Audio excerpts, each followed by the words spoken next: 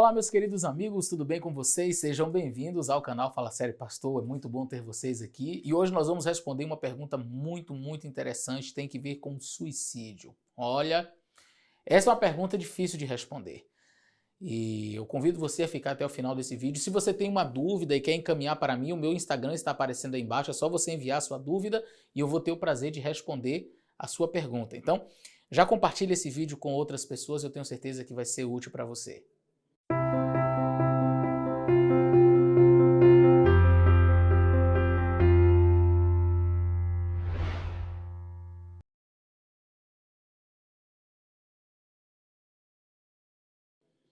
Muito obrigado, Mirlaine, por sua pergunta.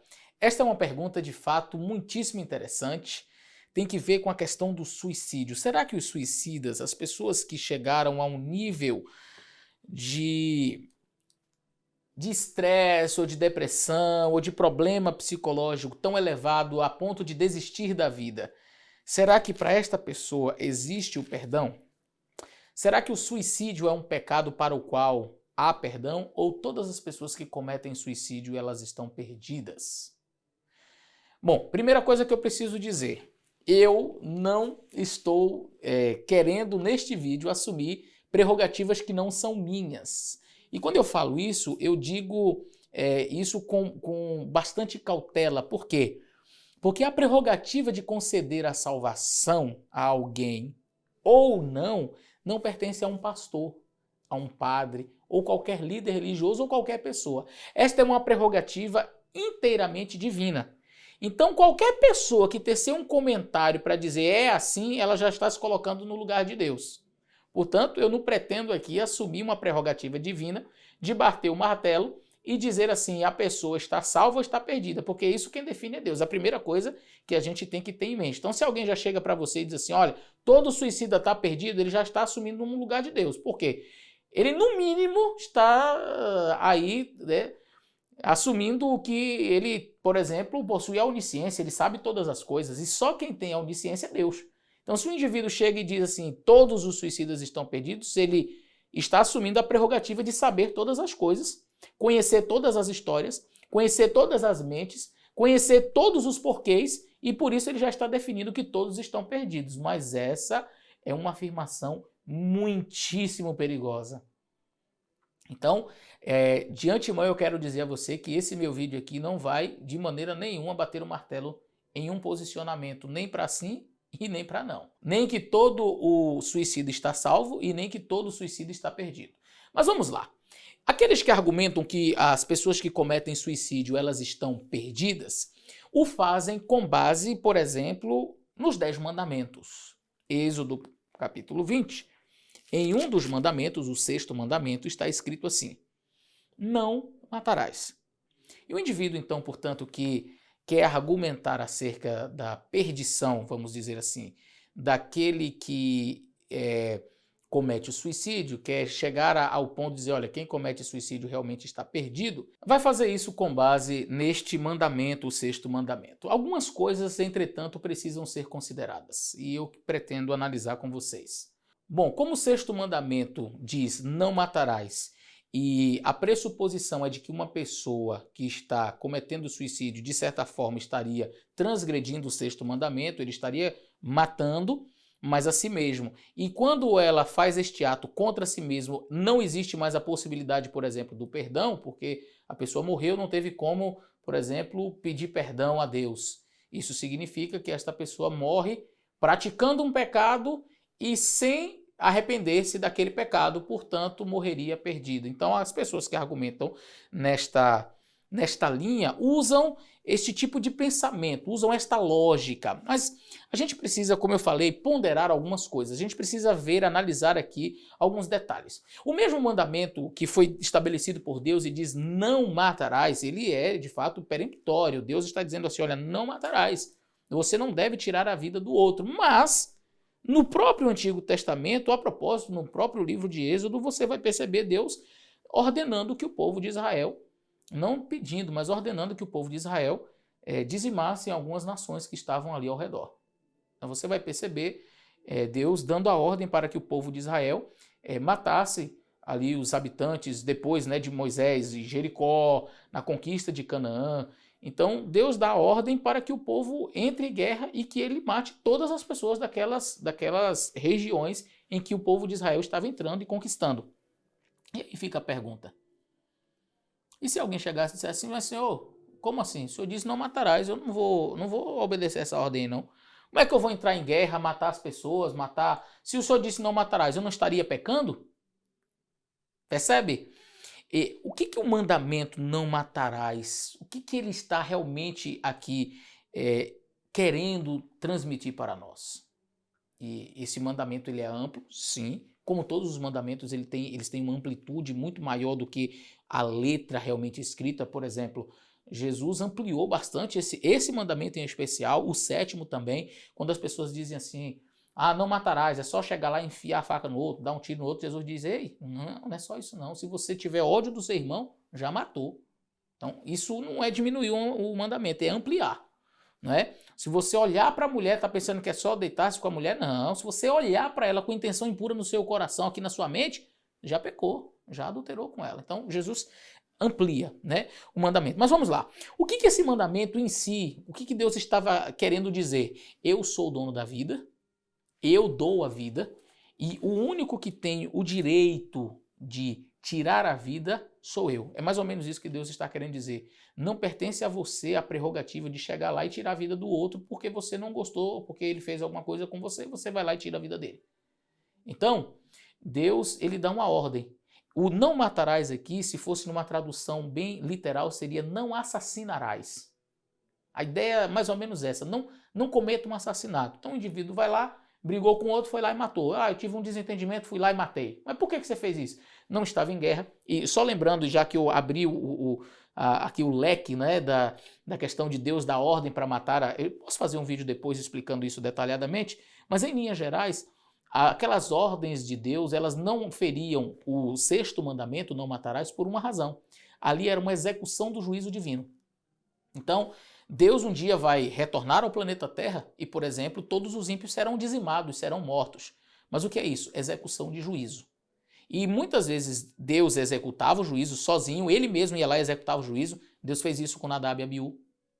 Deus fez isso com Sodoma e Gomorra. Deus mesmo executou o juízo e foram fulminados, foram mortos. Mas às vezes Deus usava pessoas, Deus usava os seus instrumentos, muitas vezes a nação de Israel, como um meio de aplicação desse juízo. E o povo de Israel ia lá e então destruía aquela nação, obedecendo à ordenança divina. Então, nós não podemos confundir uma ordenança divina para uma execução de juízo com a transgressão do 6º mandamento, não matarás, são coisas distintas. E dentro dessa perspectiva que estou analisando com vocês, é que nós não poderíamos, por exemplo, colocar dentro do mesmo guarda-chuva o ato do suicídio como o não matarás. O mandamento, apesar de ele pode abarcar, pode. A nação de Israel não poderia, por exemplo, sair fazendo guerra com qualquer um sem a ordem de Deus. Não, a gente resolveu aqui invadir, vamos lá matar e... Não, mas Deus ordenou isso? Não, Deus não ordenou. Então você está transgredindo o 6º mandamento, percebe?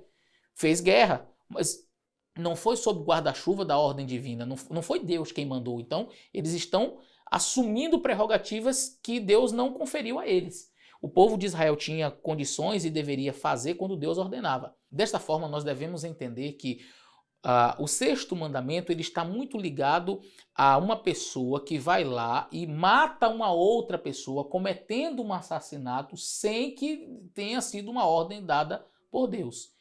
Isso não, apesar de alguns quererem fazer a associação com o suicídio, isso não está diretamente ligado com o ato do suicídio em si. O 6º mandamento diz respeito a eu não praticar o assassinato, eu tirar a vida do outro. Bom, pastor, mas o texto diz apenas não matarás. Então, não diz não matarás o outro. Está implícito, pelo próprio contexto dos 10 mandamentos, que são ações referindo-se ao próximo. Não adulterarás, né, com o próximo. Não furtarás do próximo. Não cobiçarás coisas que pertençam ao seu próximo. Não dirás falso testemunho do próximo. Não matarás. Quem? O próximo. Então o contexto é relacionado com o próximo. A propósito, os 4 primeiros mandamentos da lei de Deus dizem respeito necessariamente a as ações do homem para com Deus, tá certo? Os 4 primeiros mandamentos estão intimamente ligados à obediência a Deus. E os 6 últimos mandamentos estão ligados diretamente às ações do ser humano com o seu próximo. Por isso, o 6º mandamento está incluído nesta sequência de versos que falam sobre as ações contra o próximo. Mas, pastor, será que a gente não pode englobar e colocar como o suicídio fazendo parte desse não matarás? Algumas pessoas, como eu disse, tentam fazer essa aplicação, ela pode, em última instância, ser feita, mas nós precisamos ter cuidado com isso. E eu digo por quê. A primeira pergunta que nós precisamos fazer é: o que levou uma pessoa a cometer suicídio? Porque, gente, não é normal a pessoa acordar e dizer: ai, opa, que maravilha, hoje eu estou com vontade de morrer, hoje eu decidi que eu vou morrer, que maravilha. Gente, deixa eu preparar aqui. Pode ter alguém que isso aí, tem essa ideia na cabeça, mas via de regra, eu diria 99% dos casos das pessoas que cometem suicídio o fazem porque a sua mente não aguenta mais, porque chegou a um nível de sofrimento e, na verdade, nenhum suicida ele quer morrer. Na verdade, ele quer acabar com a sua dor. Ele quer acabar com o seu sofrimento. Ele quer matar, na realidade, é aquilo que está matando ele. Todo suicida, na verdade, ele não tem um desejo suicida. O que ele mais quer é destruir com a sua dor, é acabar, é matar, como eu disse, aquilo que está lhe matando. Como não consegue, e não havendo, ele não vê mais outra possibilidade, ele não vê saída, é o que ele faz? Vai lá então e se mata. Vai lá e tira a sua própria vida. Quando a pessoa chega nesse nível, muitas vezes a sua mente não está mais funcionando perfeitamente. A depressão, como fiz um vídeo recentemente falando sobre ela, a depressão é uma doença. E as pessoas que tomam uma decisão a ponto de cometer o suicídio, elas não estão em seu estado normal. Elas não estão com a mente mais funcionando perfeitamente. E um Deus justo e misericordioso sabe entender a mente daquela pessoa. Deus não julga a pessoa por um ato isolado, mas por uma vida inteira. Deus não vai julgar uma pessoa por uma única decisão que ela tomou. Mas, pastor, ele cometeu e não teve como pedir mais perdão. Sim, como é que estava a mente dele na hora que ele cometeu este ato? Ele estava bem? Ele estava bem emocionalmente? Ele foi lá e cometeu suicídio? Porque ele queria mesmo? Não. A mente daquela pessoa não estava bem. Ele estava mal. Ele estava acabado. Ele estava destruído, ele estava destroçado, a sua mente não estava mais normal. Deus conhece toda a vida daquela pessoa, sabe todo o passado, todas as tragédias, conhece o que você não conhece, conhece o íntimo da mente daquela pessoa. E com base em toda a história daquela pessoa, todas as suas vivências, toda a experiência que aquela pessoa teve com Deus, enquanto estava são, tudo isso será levado em consideração. E um Deus justo e amoroso vai levar em consideração tudo, e não apenas aquele ato. E eu quero dizer uma coisa para você. Nós teremos muitas surpresas lá no céu. Encontrar, por exemplo, várias pessoas que tiraram a própria vida, muito possivelmente. Então, eu não posso dizer que todas as pessoas que cometem suicídio estarão no céu. Muitos não levaram uma vida com Deus, viveram realmente uma vida sem amar a Deus, sem se preocupar com Deus. E Deus, conhecendo todas as coisas, sabe aqueles que vão estar salvos e que vão estar perdidos. Eu não posso dizer que todo aquele que cometeu suicídio, todos aqueles que morreram cometendo suicídio estarão lá no céu. Eu não posso, porque tem pessoas que realmente não viveram uma vida com Deus e da forma como foi a vida toda, né, de forma trágica, sem Deus, terminou também sem Deus. Mas eu também não posso chegar e dizer que todo aquele que cometeu suicídio estará perdido. Há muitas pessoas que viveram uma vida com Deus e num ato de loucura, num ato de desespero, sem a mente estar funcionando perfeitamente, cometeram um suicídio. E lá no céu nós teremos, como eu disse, muitas surpresas. A propósito, eu quero terminar mencionando um suicida que estará no céu. Uai, pastor, e tem como provar isso pela Bíblia? Mas é claro, eu quero mostrar para vocês um suicida, alguém que cometeu o suicídio e no final de sua vida ele matou mais pessoas quando ele morreu do que durante toda durante toda a sua trajetória enquanto juiz de Israel. Eu estou falando de Sansão. Sansão, lá no capítulo 16 do livro de Juízes, ele faz uma oração. Ele já estava fraco, mas aí ele faz uma oração, pede a Deus forças. E no capítulo 16, verso 28, Sansão ele diz assim: então Sansão clamou ao Senhor Jeová e disse: Senhor Jeová, eu peço-te que te lembres de mim, e esforça-me, dá-me forças, só mais esta vez, ó Deus, para que de uma vez eu me vingue dos filisteus pelos meus 2 olhos que os filisteus arrancaram. Sansão abraçou-se às 2 colunas do meio, em que sustentava a casa, e forçou-se sobre elas, com a mão direita em uma e com a mão esquerda na outra. E disse Sansão: morra eu. Ele estava sabendo que ele estava morrendo. Ele estava sabendo que o que ele estava fazendo ia matá-lo. Ele sabia que ele estava no seu último momento de vida. E ele gritou e disse: morra eu. Suicídio. Estava se matando. Ele sabia que se ele fizesse aquilo, ele morreria. Morra eu com os filisteus. Inclinou-se com força e a casa caiu sobre os príncipes e sobre todo o povo que havia nela. E foram mais os mortos que matou na sua morte do que o que matara na sua vida. Aqui está a história de um juiz que viveu uma vida, vamos falar a verdade, bem complicada. Cheia de altos e baixos, buscando a Deus, mas distante de Deus.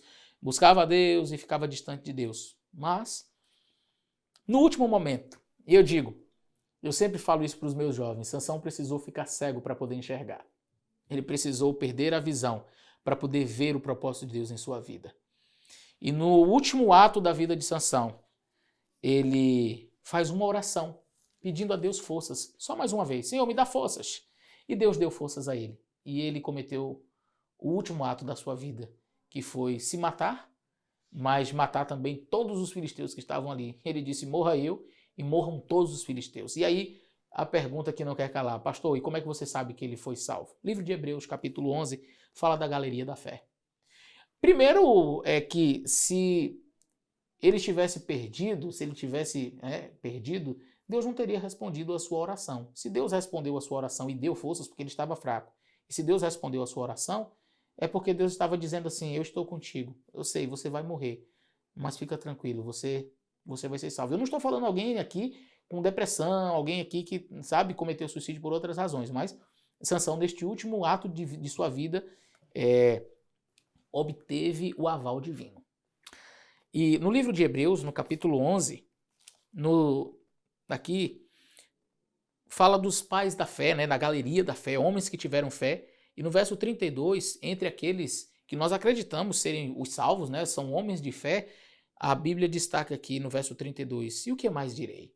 Faltar-me-ia tempo, contando sobre Gideão, Baraque, Sansão, Jefté, Davi, Samuel e dos profetas, os quais pela fé venceram reinos, praticaram a justiça, alcançaram promessas, fecharam boca de leões, no caso de Sansão rasgou, não é? Apagaram a força do fogo, escaparam o fio da espada, da fraqueza tiraram forças, da batalha se esforçaram, puseram em fuga exércitos dos estranhos. Então, Sansão entra entre estes homens e mulheres tão importantes na Bíblia como um dos homens que tinha fé em Deus, que teve fé em Deus. Foi um suicida.